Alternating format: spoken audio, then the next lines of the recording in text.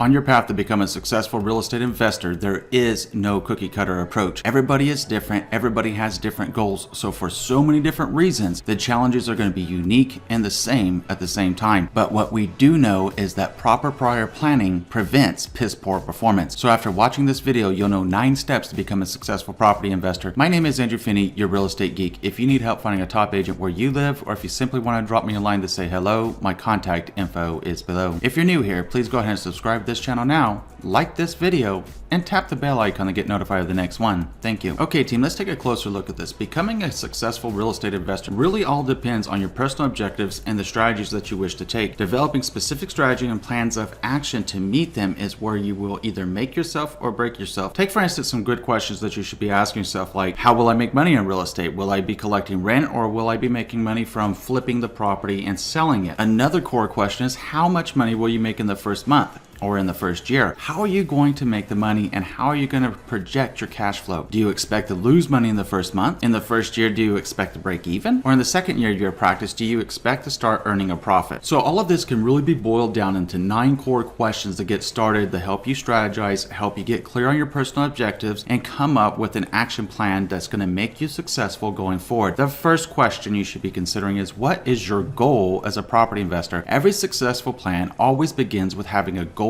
in mind and a reason why. The most successful people in the world always say to write down your goals, write down your reasons why, and keep them with you at all times to help keep you focused when the times are good and when the times aren't so great. It'll keep you going and keep you moving forward. So the first thing you'll want to decide is, how are you going to make money as a property investor? Do you want to do this as a side job? Do you want to quit your day job and do this full time? Do you want to make a quick profit by flipping a house? Do you want to buy and hold property for capital appreciation to make passive income each month so that you have a consistent monthly cash flow? These are the things that you want to consider as you form your game plan moving forward into becoming a successful property investor. The second question, do you understand the different types of investment properties? There are so many opportunities in real estate investing. I've made a lot of videos. I'd encourage you to go through the real estate investing guide and real estate investing playlist that I've put together for this channel. Go through it. You'll learn a lot about real estate investing, and in specific, when we're talking about types of investment properties, you can invest in single family homes, multifamily homes, industrial buildings, office space, land. So many different opportunities present themselves, and it's very important to identify your niche early on and how you're going to make money through that niche. You need to consider all of your options and then choose the 1 or 2 that are most in line with your goals, your finances, and the personality style that you have, and believe will be the best fit for that approach and that niche in real estate investing. By continued research, you'll be able to learn if a rental property is the right thing for you, or if flipping property is more your speed, or maybe speculating on land. It's all up to you at the end of the day. As long as you're asking yourself these questions, you'll become increasingly well prepared and well informed to become a successful property investor. The third question to consider is, where will this property be located? Will it be in your same city? Will it be in the same state? Will it be in another state? How are you factoring the costs that come along with that? You need to decide where this property is going to be for you to get started. For example, maybe you don't want a property outside of maybe a 20-mile range from where you live. I've worked with some investors that want properties only within a 2 to 3 mile radius of their personal residence so that they can keep an eye on those properties. And yet I've worked with other investors that don't care where the property is located, and they don't even live in Nevada, but yet they want to buy the investment property for the monthly cash flow. So it's all up to you where you're going to begin. At the end of the day, whether you're buying locally or you're buying out of state, you should always consider, how much is this going to cost you in terms of gas? Or are you going to have to take a plane, train, or automobile? And how much is that going to cost you, right? And then factor in the opportunity cost of time and travel into your real estate investment. Now, I will throw this out here. Roofstock.com makes it extremely easy to purchase properties out of state. One of the things I really like about Roofstock.com is the fact that they break down the numbers, the most critical numbers. They'll give you an estimated projected cash flow. They'll let you know if the property is already rented out and what they're getting for that property. Then they'll break it down, what's called a capitalization rate. All of these metrics are extremely important. They'll also grade on a 1 to 5 star scale where that property is located within that city and within that area, so that you can make a well-informed decision. The link is down below so that you can check it out and see if that's going to be right for you. The fourth question is, what will it cost? In other words, how much money are you going to need as a down payment for your initial investment? Where are you going to procure financing? Are you going to be using hard money loans? Are you going to be using a traditional mortgage lender? What are your options, or are you purchasing as part of a group to purchase your first real estate investment property? All of these things need to be considered. How are you going to generate money from the investment if you do not have all of the money on your own. So where are you going to procure the money from? How are you going to anticipate what the monthly bills are? And are you realistic with your numbers? When you're looking at projecting cash flows and expenses, there's a really wonderful tool that is available on ideal real estate investors and also on Bigger Pockets underneath this point, so that you can also have that and add it to your retinue of becoming a successful real estate investor. This is all about you achieving your dreams, and I want to see you succeed. So all of this information, any links mentioned, are going to be down below. Speaking of that, when you're breaking down your costs, make sure that you're factoring in your mortgage payment. That includes both your principal and your interest. Then factor in your monthly maintenance costs for that property, and don't forget about the taxes and insurance. Make sure that you're including a reserve account, which will have funds to cover emergency repairs and if there are unforeseen vacancies. Always use a vacancy rate in every calculator, and make sure that you're using anywhere between a 10% to 25% vacancy rate depending on the type of property that you're purchasing. Obviously, the more units that you have in a given property, the lower that vacancy rate should be. Let's consider a few different options here. I mean, you have a duplex, a triplex, a quadplex, and then you have more, right? You have small apartments, you have other properties. Generally, for reference, by the way, when you go beyond 4 or more units, you're generally looking at commercial properties. It's an entirely different type of loan, it's an entirely different type of property, entirely different type of process. So the actual numbers and breaking down the plan are the same, but it's something that you need to be real about when you're factoring in your vacancy rate. So if you're wondering how do you get an accurate vacancy rate, if you want to project it as close to possible to the realistic number, what you can do is contact a trusted real estate advisor you want to work with in these purchases and ask them what the average vacancy rate is for that area. You can also ask them what are the going rates for rent in that area. And as a final point, do you really understand how to file the taxes for an investment property? If not, then I encourage you to go find a trusted tax professional that can assist you in helping you grow your real estate empire. The fifth question, how will you market your property? Where are you going to find your tenants, in other words? So are you going to be putting ads online? Are you going to put ads in the newspaper? Where are you going to put your ads? How much are these going to cost? Or are you going to use a property manager to assist you with this? And you might want to check into how much a property manager is going to cost in your area. Generally, it's 10% for reference, so you can factor that into your expenses and owning your investment property if that's what you want to do. And they'll take care of a lot of stuff for you. I mean, they're going to really simplify the process for you. So it's up to you whether that's something that you wish to do on your first property or if it's something that you wish to do into the future. A lot of successful property investors do have property management for reference. So do you know how to make your property more appealing to prospective tenants, and what are the things that you need to do to help you increase your monthly rents and also keep your vacancy rate as low as possible? The sixth question is, who's going to manage your property? So will you be the landlord, or are you going to hire a property manager? If you're going to be the landlord, then everything is incumbent upon you, from the marketing of the property to the maintenance of the property to collecting the rent. What happens if somebody doesn't pay their rent on time? Then you need to be familiar with eviction processes. There's so much that goes into it at the same time. Or are you going to hire a property manager and then factor that into your cost? Now, if you do plan on hiring a property manager, I would encourage you to research management companies in your area and interview the superintendents if it's going to be a larger structure, or simply interview the agents involved with the property management capacity of that company that you're reaching out to. Find out how much they're going to charge so that you can factor it into your expenses accurately and understand what their service offerings are. The seventh question, how are you going to manage your tenants? What will you require them to move in? Are you going to be collecting 1 month of rent or 2 months of rent as a security deposit? Do they have pet deposits? Are you even accepting of pets? You need to think about realistically how much you're going to charge for your security deposit. Landlords usually charge about 1 to 1.5 months of rent for reference, so that's something that you can think about and something that you can consider into your plan. And then you want to know, how will you select the right tenants? What kind of screening software are you going to use? How are you going to run a credit check on a prospective tenant?